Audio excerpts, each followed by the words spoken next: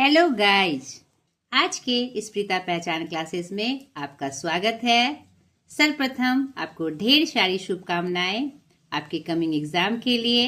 अब आपके पास समय बहुत कम है और ये जो हमारा 12th बोर्ड है यही हमारी लाइफ को सेटल करता है, यानी कि आपके इसके अच्छे परिणाम से आपकी राहें खुलती है कि आपको आगे क्या करना है। तो एकदम तेजी से पूरे विश्वास के साथ परिश्रम के साथ आपको जुड़ जाना है अपनी तैयारी में। आज के इस प्रीता पहचान क्लासेस में मैं लेकर आई हूँ दिगंत भाग 2 क्लास 12th बिहार बोर्ड काव्य खंड में पाठ 12 हार जीत, जो अशोक वाजपेयी जी की एक गद्य कविता है। इससे पहले के वीडियो में हमने देखा था इसी पाठ का कवि परिचय और कविता परिचय। तो यह कविता उनके अशोक वाजपेयी जी के कविता संकलन कहीं नहीं वही से ली गई है और यह एक गद्य कविता है। गद्य कविता के बारे में भी हमने आपको पूरा परिचय दिया था। फिर से मैं आपको रिमाइंडर कराती हूँ कि गद्य कविता क्या है और इस कविता का मुख्य भाव क्या था। नहीं, गद्य कविता एक नए इस गद्य कविता की परिकल्पना बहुत पहले की है, लेकिन आधुनिक समय में इसका जो उपयोग है एक अलग तरह से है और जो कि बहुत ही आकर्षक और यथार्थ रूप में हमारे सामने प्रस्तुत हुआ है, जो कि बहुत प्रभावशाली है। तो चलिए इन शॉर्ट में पहले हम गद्य कविता क्या है यह देखते हैं, उसके बाद इसके प्रश्न अभ्यास की तरफ मैं चली जाऊंगी। अगर आपने इससे पहले का वीडियो मेरा नहीं देखा है कवि परिचय और कविता परिचय वाला, तो आप प्लेलिस्ट में जाकर आप दिगंत भाग 2 प्लेलिस्ट में जाकर वहां से ये वीडियो आप देख सकते हैं। ठीक है। गद्य कविता छंद मुक्त होती है, भाव प्रधान होती है और इसमें काव्यात्मक भाषा का प्रयोग होता है। यह अनुच्छेद शैली में लिखी जाती है, लेकिन कल्पना, बिंब, रूपक और लाक्षणिकता से युक्त होती है। आज के संदर्भ में यह बहुत ही प्रभावशाली स्वरूप है कविता का, क्योंकि इसमें किसी भी विशेष नियम उपनियम को पालन नहीं किया जाता। ठीक है, मुक्तक शैली में ये लिखा जाता है और इसमें छंद के नियमों का भी प्रयोग नहीं होता है, लेकिन इसमें गहरी सी गहरी बात को कलात्मक रूप से प्रस्तुत किया जाता है। बड़े बड़े जटिल समस्याओं को भी एकदम सुंदरतम काव्यात्मक भाषा में बताया जाता है। ठीक है, इसमें कल्पना का भी सार होता है। कल्पना के माध्यम से यथार्थ का वर्णन, बिंब यानी उदाहरणों का लेकर, बहुत सारे उदाहरणों को लेकर, रूपक यानी कि किसी का मतलब प्रतिबिंब दिखाकर उसके जैसा बताकर उन शब्दों का भी प्रयोग किया जाता है, और लाक्षणिकता किसी के लक्षण को सिमिलरिटी दिखाकर उसका प्रयोग करके समानता दिखाकर उसकी भी चर्चा की जाती है। इसका उद्देश्य गहन भावनाओं को संक्षिप्त और कलात्मक रूप से व्यक्त करना होता है। ठीक है, तो ये गद्य कविता की विशेषता थी, गद्य कविता का परिचय था। अब चलिए हम चलते हैं इसके प्रश्न अभ्यास की तरफ, क्योंकि इसका कविता परिचय और कवि परिचय मैंने इससे पहले के वीडियो में डाल दिया है। तो दिगंत भाग 2 में जाकर इसके पहले का वीडियो आप देख सकते हैं। ये देखिए, ये कविता आपके पाठ्य पुस्तक में देख लीजिए। इसका स्वरूप कैसा है हमारा, बिल्कुल गद्य की तरह लगता है कि एक अनुच्छेद लिखा हुआ है और उसी में उसकी व्याख्या है अनुच्छेद रूप में। तो हमने अभी बताया कि जो गद्य कविता होती है अनुच्छेद शैली में होती है, और इसमें देखिए छंद के नियमों का यहाँ पर कहीं पालन नहीं किया गया है। भाषा सरल रूप में लेकिन आकर्षक रूप में यहाँ दर्शाई गई है। किसी भी विषय वस्तु को बहुत ही सुंदरतम तरीके से अनुच्छेद शैली में काव्यात्मक भाषा का प्रयोग करते हुए इस कविता को लिखा गया है। और इसकी जो विषय वस्तु है एकदम बहुत ही गहन है। आज के संदर्भ में यह बहुत ही अनुकूल है। तो आप कविता परिचय में जाकर इसे जरूर एक बार देख लीजिएगा। इसका रिवीजन कर लीजिएगा आप। अब चलिए प्रश्न अभ्यास में हम देखते हैं कि एक पाठ हमारा कविता के साथ अभ्यास वाला है और दूसरा हमारा व्याकरण पोर्शन है। आप देखिए, आप आपके पास पाठ्य पुस्तक होगी ही, नहीं होगी तो मैं आपको पूरा दिखा रही हूँ।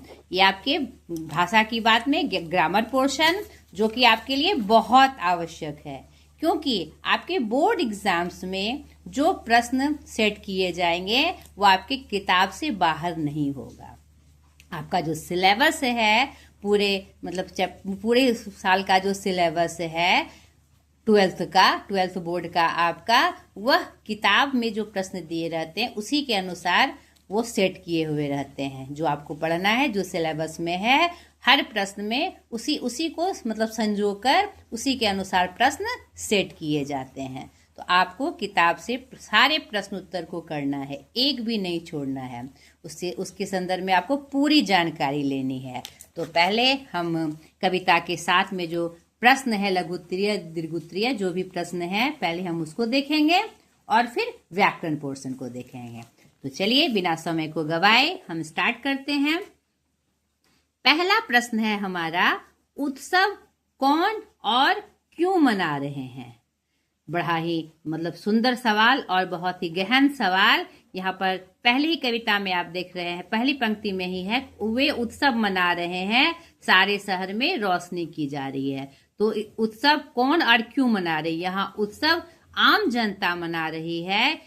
क्यों मना रही है? क्योंकि उन्हें बताया गया है कि हमारी सेना विजय प्राप्त कर लौट रही है। नहीं, यहाँ बहुत ही सरलता के साथ, बहुत ही सुंदर भाषा का प्रयोग करते हुए एक गहन विषय पर, एक गंभीर विषय पर, जो आज की सच्चाई है कि जो हमारा प्रशासन विभाग होता है, कैसे वह सबकी आड़ लेकर हमें बेवकूफ बना रहे हैं। और ये आज के संदर्भ का ये सबसे बड़ा मुद्दा भी है। आम जनता को भूल में रखा जाता है कि क्या हो रहा है, उसकी वास्तविकता क्या है, उससे हटा के रखा जाता है, उससे बचा कर रखा जाता है, उससे वास्तविकता बताई ही नहीं जाती है कि वास्तव में हुआ क्या है। बस एक झूठा आवरण बनाकर उसे यह दिखाया जाता है जो वह चाहते हैं। हमारा प्रशासन जो चाहता है, इसमें सीधे उन नेताओं पर, उन प्रशासन कार्यों पर कटाक्ष किया गया है जो सच्चाई से हमें दूर रखते हैं और जो वो चाहते हैं वही स्वरूप हमें दिखाते हैं। ठीक है, तो जनता उत्सव मना रही है, उत्सव को मना रही है। क्यों मना रही है? क्योंकि उसे यह बताया गया है कि उसकी सेना विजय प्राप्त कर लौट रही है। उसे वास्तविकता का बिल्कुल ज्ञान नहीं है, लेकिन उसके ऊपर के जो लोग हैं, जो उसे भ्रम में रखे हुए हैं, वो बता रहे हैं कि हमारी सेना लौट कर आ रही है। और हम जनता यह जानने की भी कोशिश नहीं करते कि वास्तविकता क्या है। तो कवि अशोक वाजपेयी जी एक गहन विषय पर हमारा संकेत दे रहे हैं, हमें संकेत दे रहे हैं। यह एक बहुत गंभीर समस्या है। बिना जांचे परखे किसी बात पे विश्वास करना और उसको पे अमल करना आने वाले समय के लिए बहुत खतरनाक है।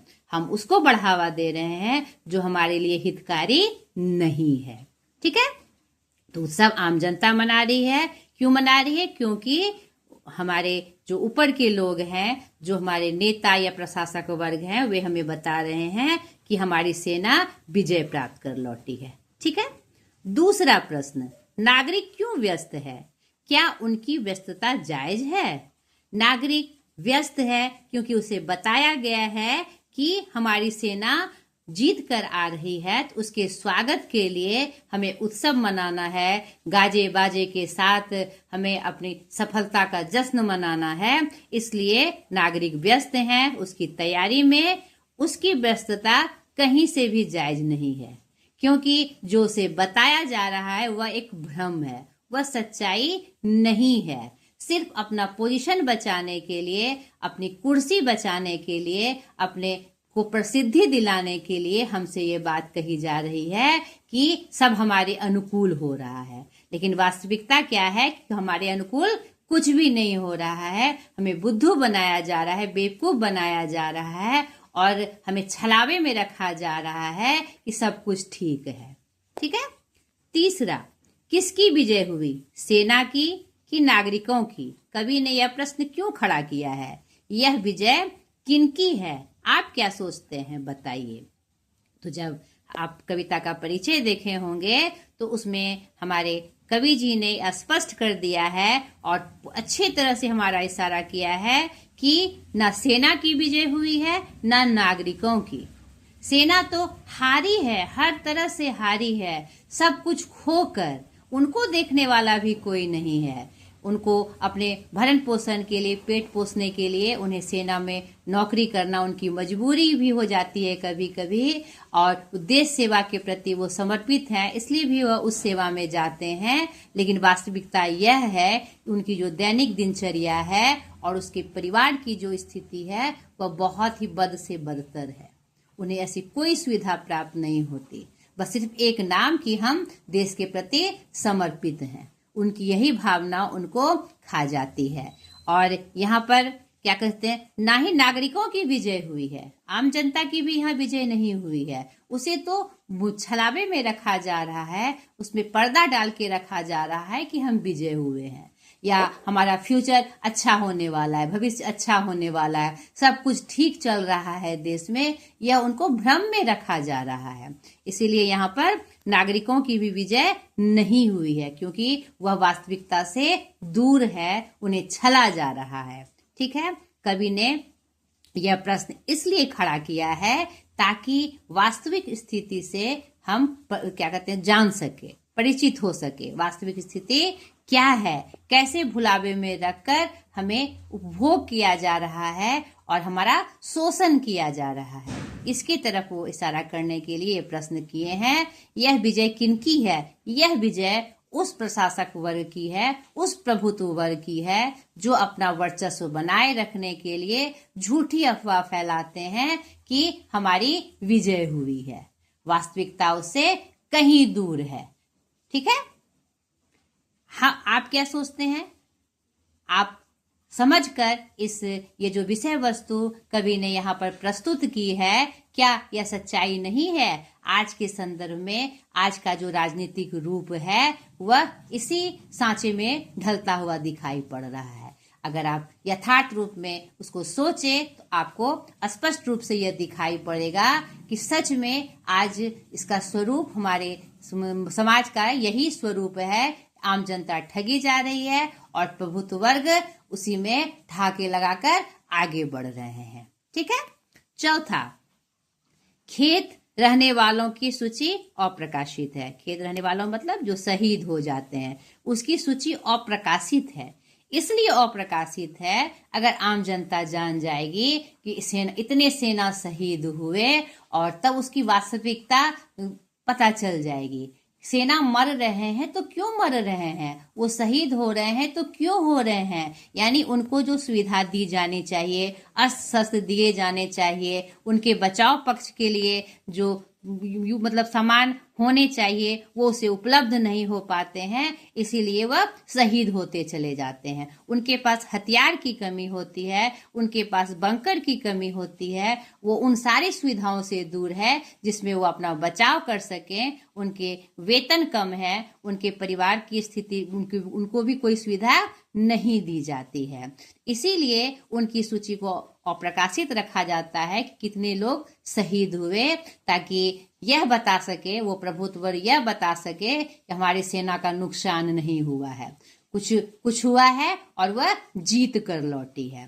इस पंक्ति के द्वारा कवि ने क्या कहना चाहा है? कवि ने यही कहना चाहा है कि उनकी सूची इसलिए अप्रकाशित रखी जाती है ताकि उनकी जो जर्जर वास्तविक स्थिति है उसका पता आम जनता को ना चले, देश के आम लोगों को ना चले। कविता में इस पंक्ति की क्या सार्थकता है? कविता में इस पंक्ति की बहुत बड़ी सार्थकता है कि यह जो झूठा जो प्रचार किया जा रहा है कि हम विजय होकर लौटे हैं, हमारी सेना सुरक्षित होकर लौटी है, जीत कर लौटी है, यह बिल्कुल गलत है। उन्हें वह सुविधा मिल ही नहीं रही है जिसके अस्त्र से लड़कर वह जीत सके। उन्हें तो छोड़ दिया जाता है खुले मैदान में कम सुविधाओं में ही उन्हें मतलब बॉर्डर पे शहीद होने के लिए छोड़ दिया जाता है। वास्तविकता ये है, इसीलिए यह पंक्ति बहुत ही सार्थक है। यह हम क्या कहते हैं, बहुत ही यथार्थ चित्रण उनके संदर्भ में यह कर रही है। ठीक है। 5वां, सड़कों को क्यों सींचा जा रहा है? सड़कों को इसलिए सींचा जा रहा है कि जो घटनाएं हुई, यानी कि युद्ध का जो रूप हुआ, स्वरूप हुआ, उसमें जो मार काट हुए, उसके चिन्ह दिखाई ना पड़े। यानी सींच कर सब कुछ ढकने की कोशिश की जा रही है। यहाँ कोई रक्तपात नहीं हुआ, सब कुछ सामान्य है। इसलिए सड़कों को सींचा जा रहा है ताकि अपना झूठा विजय घोष का वह प्रचार कर सके, वो प्रशासक वर्ग प्रचार कर सके और यह अफवाह फैला सके कि सब कुछ ठीक है और हमारी जीत हुई है। इसीलिए सड़कों को सींचा जा रहा है। ठीक है। 6ठा प्रश्न, बूढ़ा मशक वाला क्या कहता है और क्यों कहता है? बूढ़ा मशक वाला आपने कविता की पंक्ति में ही देखा होगा कि एक बूढ़ा मशक वाला सींचते हुए कह रहा, सिर्फ एक बूढ़ा मशक वाला है जो सड़कों को सींचते हुए, यहाँ पर देखिए, सिर्फ एक बूढ़ा मशक वाला है जो सड़कों को सींचते हुए कह रहा है हम एक बार फिर हार गए और गाजे बाजे के साथ जीत नहीं, हार लौट रही है। क्योंकि वह मशक वाला, वह धूर्त नहीं है, वह झूठा नहीं है, वह अफवाह नहीं फैला सकता, वह एक आम जनता है। नहीं, वह उस दर्द को देखा है, वह उसे कहीं से भी प्रसिद्धि नहीं चाहिए। नहीं, इसीलिए बूढ़ा मशक वाला कहता है कि हमारी मतलब कि जो जीत नहीं हुई है, हमारी क्या हुई, हार हो रही है। और ये जो गाजे बाजे बज रहे हैं वह जीत के नहीं बज रहे हैं, वह हार के बज रहे हैं। लेकिन उसकी सुनने वाला कोई नहीं है, क्योंकि आम इंसान के जो आवाज है, जो सच्चाई है, उसे प्रभुत्व वर्ग वाले लोग दबा देते हैं अपना वर्चस्व बनाने के लिए। ठीक है। 7वां, बूढ़ा मशक वाला किस जिम्मेवारी से मुक्त है? सोचिए, अगर वह जिम्मेवारी उसे मिलती तो क्या होता? बूढ़ा मशक वाला किस जिम्मेवारी से युक्त है? इस जिम्मेवारी से युक्त है, यहाँ पर देखिए कि उस पर कोई ध्यान नहीं देता है। और अच्छा यह है कि उस सड़कें सींचने भर की जिम्मेवारी है, सच दर्ज करने या बोलने की नहीं। यानी यहाँ पर वह जो आम जनता के प्रतीक के रूप में है और वह एक सच्चा इंसान है, लेकिन उसे एक बंधन में बांध दिया जाता है कि तुम्हारी ये जिम्मेवारी नहीं है, यह मेरी जिम्मेवारी है। प्रशासक वर्ग उसे क्या कहता है, ये मेरी जिम्मेवारी है, तुम्हें दखलंदाजी करने की आवश्यकता नहीं है। और बेचारा बेबस सहमा हुआ, वह यह बोल भी नहीं सकता। अगर बोलता भी है तो भी उसको उस पर विश्वास करने वाला कोई नहीं है, क्योंकि एक कमजोर वर्ग का वो प्रतिनिधित्व करता है। वह इस जिम्मेवारी से मुक्त है कि क्या सही है क्या गलत है। अगर हार कर आ रही है, तुम्हें बताने की कोई आवश्यकता नहीं है, सच्चाई बताने की तुम्हें कोई आवश्यकता नहीं है। अगर यह जिम्मेवारी उसे मिलती कि सेना हार रही है कि जीत रही है, तो उसका स्वरूप आज सच्चाई के प्रति होता और आम जनता को सच्चा रूप दिखता कि हमारे देश की स्थिति क्या है, आम जनता की स्थिति क्या है, हमारे सेनाओं की दुर्दशा क्या है। ठीक है। जिन पर है वे सेना के साथ ही जीत कर लौट रहे हैं। जिन किन के लिए आया है, वे सेना के साथ कहाँ से आ रहे हैं, वे सेना के साथ क्यों थे, वे क्या जीत कर लौटे हैं, बताएं। जिन पर वह सेना के साथ लौट कर आया, देखिए अंतिम की पंक्ति है ये, जिन पर है वे सेना के साथ ही जीत कर लौट कर आ रहे हैं। यहाँ पर प्रसंगवश ये बताया गया है कि एक बूढ़ा मशक वाला है जो पानी को सींचते, सड़कों को सींचते हुए कह रहा है कि हम हार कर लौटे हैं, जीत कर नहीं। और ये गाजे बाजे किसके लिए बज रहे हैं, हार के लिए बज रहे हैं।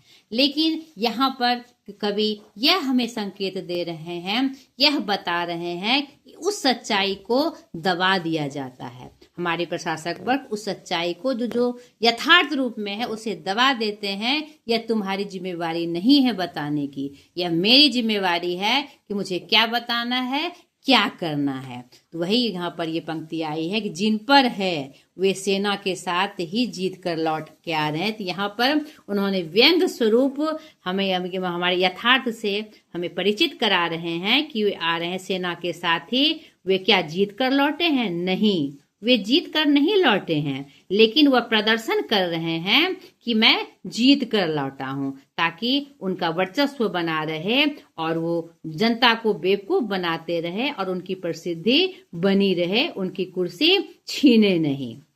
ठीक है, जिन पर वे सेना के साथ ही लौट कर आ रहे हैं, कहने का मतलब है उस प्रशासक वर्ग कौन लौट रहे हैं, जिन किन के लिए आया है? उस प्रशासक वर्ग के लिए जो आम जनता को भुलावे में रख रहा है, जो सेना को बहका के रख रहा है और उनकी दुर्दशा का कारण है।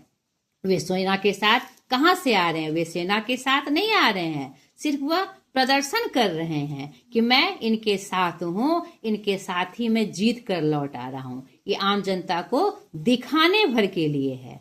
वे सेना के साथ क्यों थे? वे सेना के साथ नहीं थे, वो सेना के साथ इसलिए थे सिर्फ कि कहीं सेना सच्चाई आम जनता को ना बता दे। वो इसलिए सेना के साथ थे, जब जश्न मनाने की बात हुई तो वे सेना के साथ हो गए। उनका मुंह बंद करने के लिए यह उनके मन में यह डर था कि सेना सच्चाई ना बता दे कि हम हार के लौट रहे हैं। उसे छुपाने के लिए वे सेना के साथ थे। तो वे क्या जीत कर लौटे हैं? नहीं, वे जीत कर नहीं लौटे हैं, सिर्फ दिखाने के लिए, आम जनता को धोखा देने के लिए यह प्रचार कर रहे हैं कि हम जीत कर लौटे हैं। ठीक है। नमा प्रश्न, गद्य कविता क्या है, इसकी क्या विशेषताएं हैं, इस कविता को देखते परखते हुए बताए। तो अभी हमने स्टार्टिंग में ही देखा गद्य कविता क्या है, इसकी क्या विशेषताएं हैं। तो पॉइंट में भी मैं आपको दिखाती हूँ कि इसकी क्या विशेषताएं हैं और यह जो कविता है उस विशेषताओं से परिपूर्ण है। देखिए, यहाँ पर हमने देखा कि गद्य कविता क्या होती है और उसकी विशेषताएं देखिए। छंद मुक्त होती है, भाव प्रधान होती है, यह भावनात्मक रूप से जुड़ी होती है पाठकों के साथ।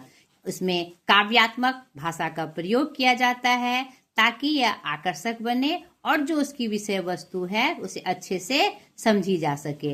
यह अनुच्छेद शैली में लिखी जाती है और यह संक्षिप्त रूप में लिखी जाती है ताकि उसका प्रभावशाली असर पाठक वर्ग पर हो। और यह मुक्त शैली में लिखी जाती है, इसमें कोई बंधन, नियम, उपनियम नहीं होते।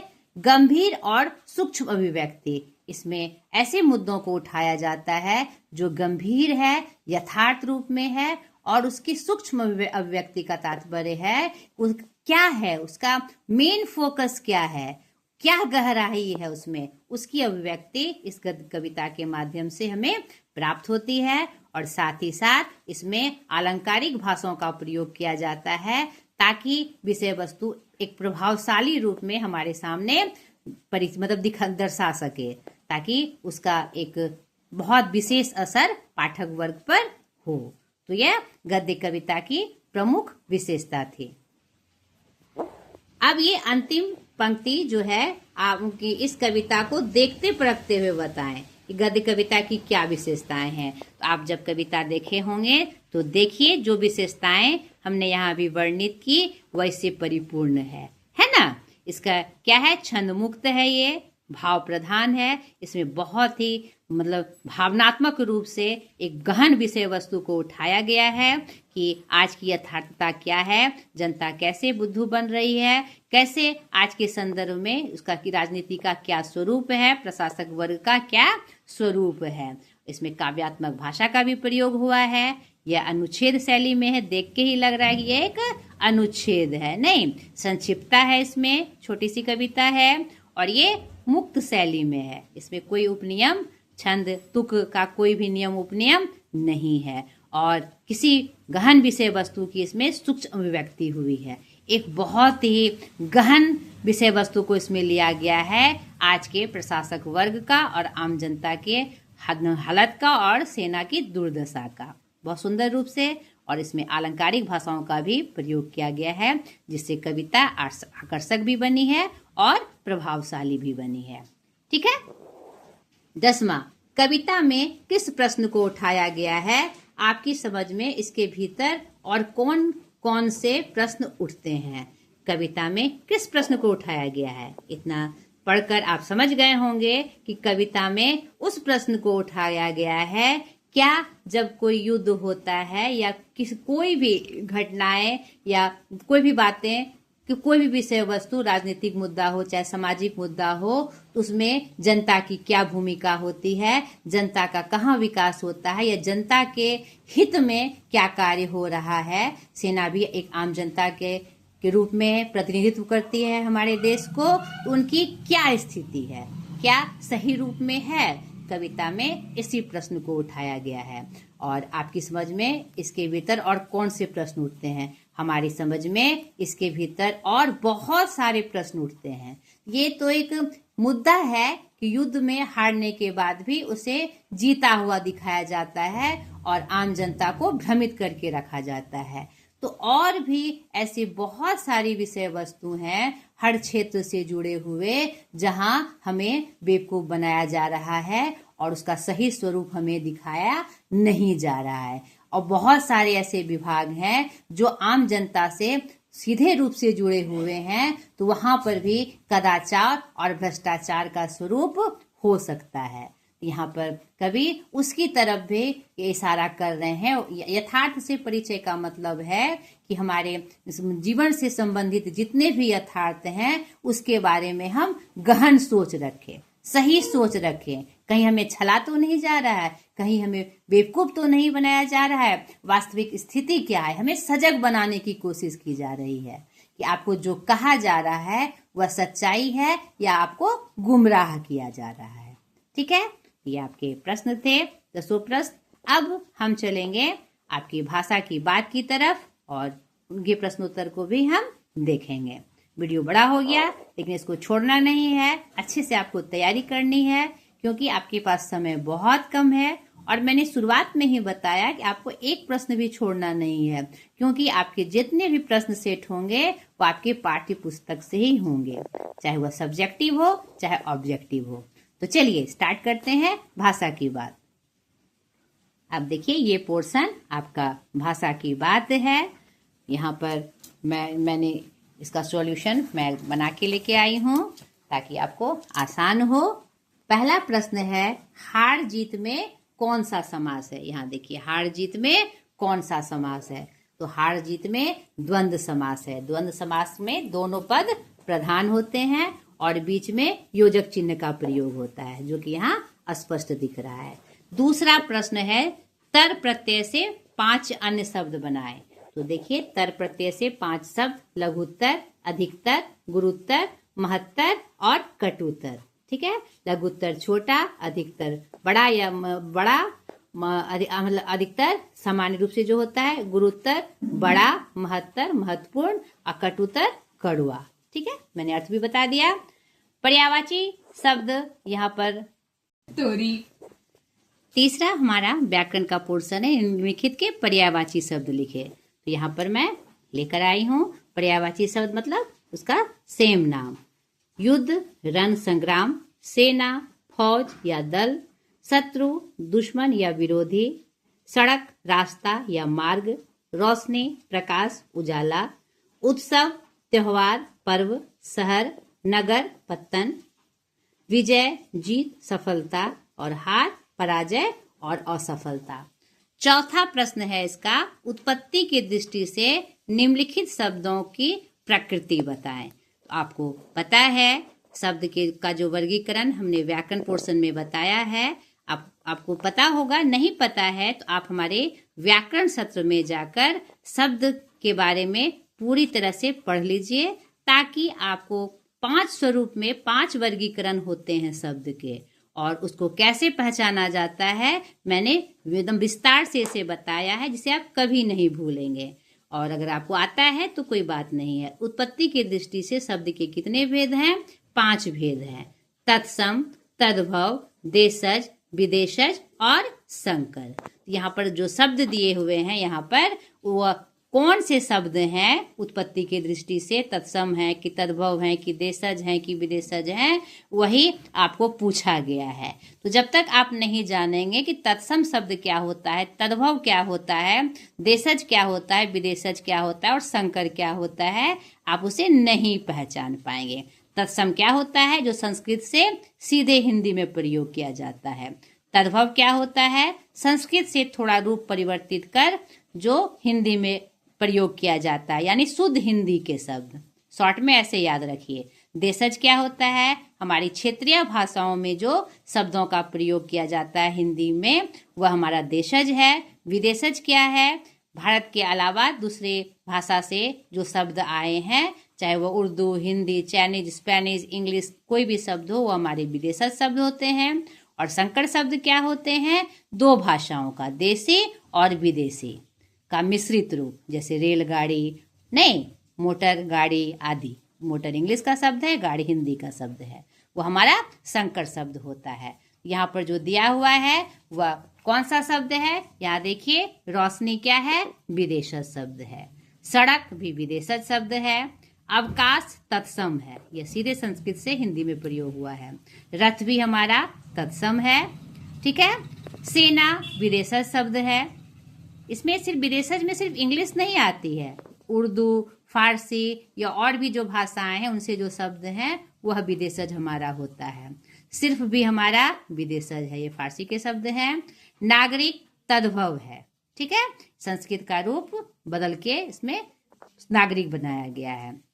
सच भी हमारा क्या है, तद्भव रूप है, सत्य को सच बना दिया गया। बूढ़ा हमारा देशज शब्द है, ठीक है, यह भी आपने देख लिया। पांचवा प्रश्न है, हार प्रत्यय से 5 अन्य शब्द बनाएं एवं उनका अर्थ भी लिखे। तो प्रत्यय क्या होता है, जो शब्द के अंत में लगकर उसे सार्थक बना दे। तो यहाँ पर हार प्रत्यय से देखिए, यहाँ पर 5 शब्द हैं। निराहार, उसका अर्थ होता है बिना आहार के। लोहार या लुहार, लोहे का काम करने वाला। पालनहार, पालन करने वाला। उपहार, भेंट। प्रहार, मारना या चोट पहुंचाना। यहाँ हार से, हार प्रत्यय से 5 शब्द थे। छठा प्रश्न है हमारा, विजय पर्व में कौन सा समास है। तो विजय पर्व जब आप उसका विग्रह करेंगे तो क्या होता है, विजय का पर्व।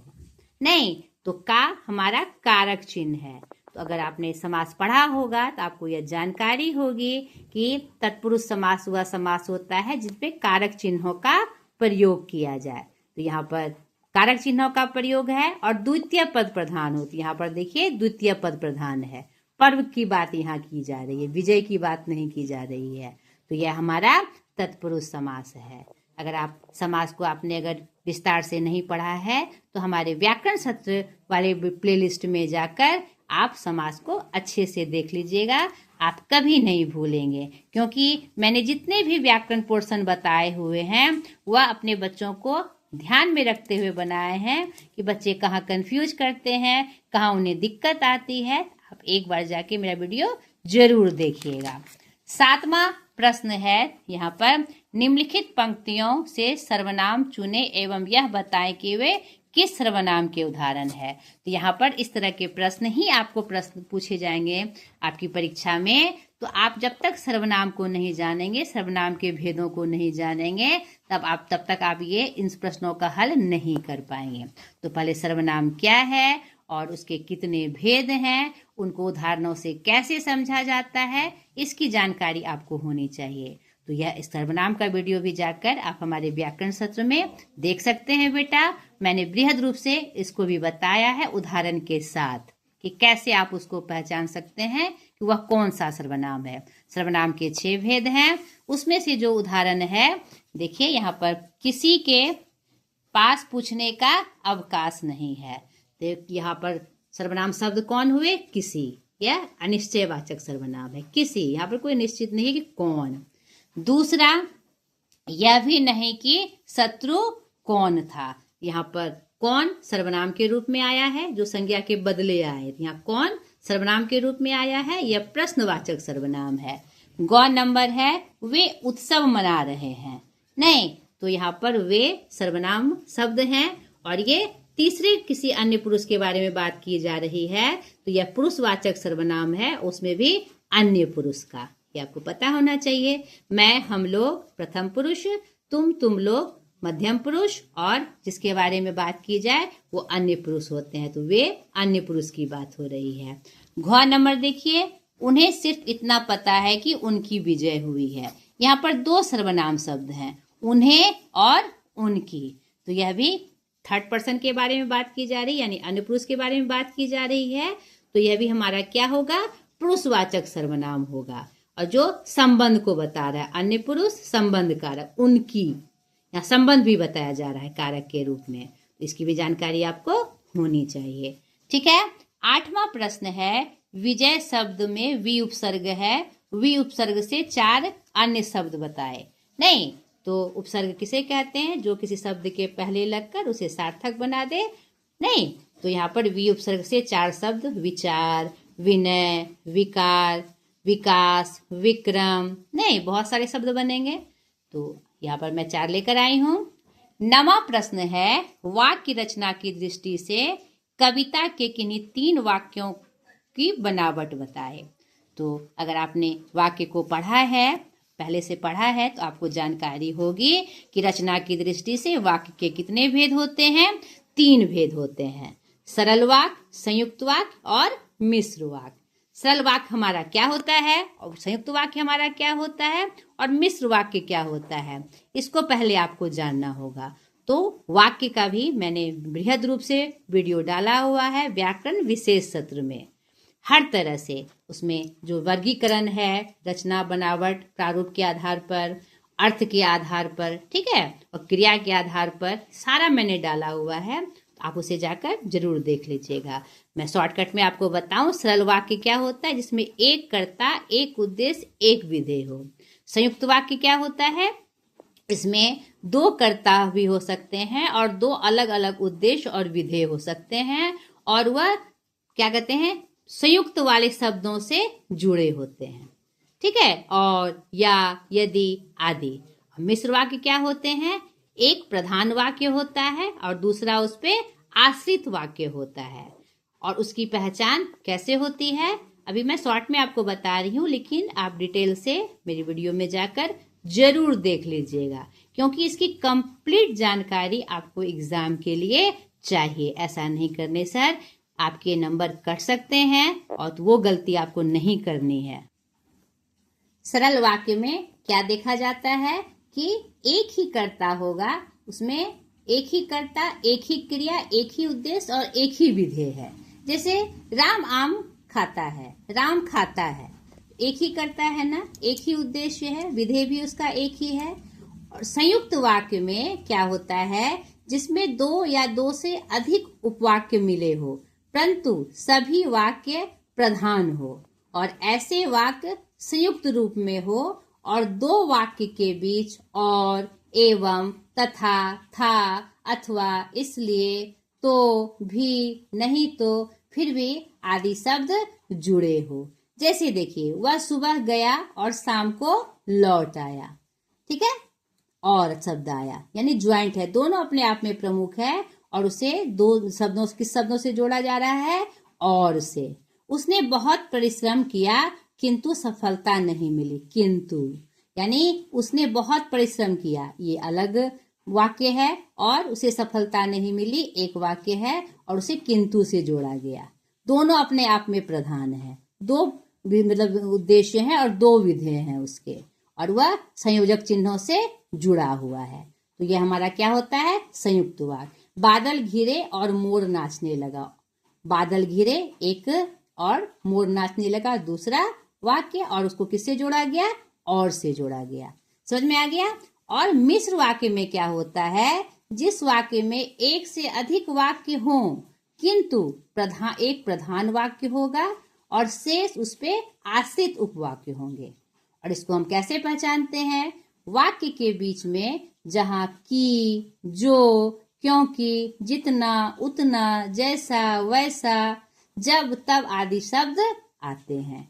जैसे उदाहरण से देखिए, मेरा दृढ़ विश्वास है कि भारत आज जीत जाएगा। तो यहाँ पर हमने क्या किया, मेरा यह दृढ़ विश्वास है कि भारत जीत जाएगा, यानी एक प्रधान वाक्य था कि मेरा दृढ़ विश्वास है, और उसी पे डिपेंडेंट यानी आश्रित वाक्य था कि भारत जीत जाएगा। सफल वही होता है जो परिश्रम करता है। नहीं, एक पे दूसरा डिपेंडेंट है, ठीक है। जो ही राधा ने खाया और वह सीता चली गई। नहीं, यहाँ पर एक वाक्य पे दूसरा वाक्य डिपेंडेंट है। ज्यों ही, यहाँ पर आपको उन शब्दों का ध्यान रखना है कि जो, ज्यों ही, जितना, उतना, जैसा, वैसा आदि शब्द से एक प्रधान वाक्य पे दूसरा वाक्य आश्रित होगा तो वह हमारा मिश्र वाक्य होगा। ठीक है, तो ये आपका नमा प्रश्न भी व्याकरण पोर्शन का आपका खत्म हो गया। और अब देखिए, आपको कहा जा रहा है कि इस दृष्टि से किन्हीं 3 वाक्यों की बनावट बताएं। तो यहाँ पर देखिए, आप ये भी समझ लीजिए, यहाँ पर देखिए कविता की पंक्तियों में भी आपको उसका उदाहरण मिल जाएगा। वे उत्सव मना रहे हैं, ये मेरा क्या हुआ, सरल वाक्य हुआ। आगे देखिए, सारे शहर में रोशनी की जा रही है, भी सरल वाक्य हुआ। उन्हें बताया गया है कि उनकी सेना और रथ विजय प्राप्त कर लौट रहे हैं, कि आ गया। नहीं, उन्हें बताया जा रहा है कि, यानी ये क्या हुआ, हमारा मिश्र वाक्य हुआ, की के रूप में। एक प्रधान वाक्य पे दूसरा वाक्य हमारा क्या है, आश्रित है। आगे देखिए, अब देखिए यहाँ पर देखिए, किसी के पास पूछने का अवकाश नहीं है। नागरिकों को नहीं पता कि कितने सैनिक गए थे और कितने विजयी वापस आ रहे हैं। यहाँ देखिए और से जुड़ा है, ये हमारा क्या हो गया, संयुक्त वाक्य हो गया। क्लियर हो गया आपको? तो आशा करती हूँ आपका व्याकरण पोर्शन भी आपको अच्छे से समझ में आया होगा। और इसमें जो मैंने इंस्ट्रक्शन दिए कि आपको कौन कौन सी वीडियोस देखकर आपको उसकी जानकारी पूरी रूप से लेनी है, उसे भी आप जरूर देख लीजिएगा, जो आपके लिए बहुत सहायक होगा। क्योंकि बोर्ड एग्जाम की तैयारी में कुछ भी नहीं छूटना चाहिए, क्योंकि यही आपके लिए बहुत महत्वपूर्ण पड़ाव है। क्योंकि उसके बाद ही ये फिक्स होता है कि आगे के लिए आपको कौन सी राह चुननी है। ठीक है बेटा, ढेर सारी शुभकामनाओं के साथ आज इतना ही। अगले वीडियो में फिर एक नए चैप्टर के साथ, एक बहुत सुंदर सलाह के साथ मैं हाजिर हो जाऊंगी। आज तक के लिए इतना ही, बाय।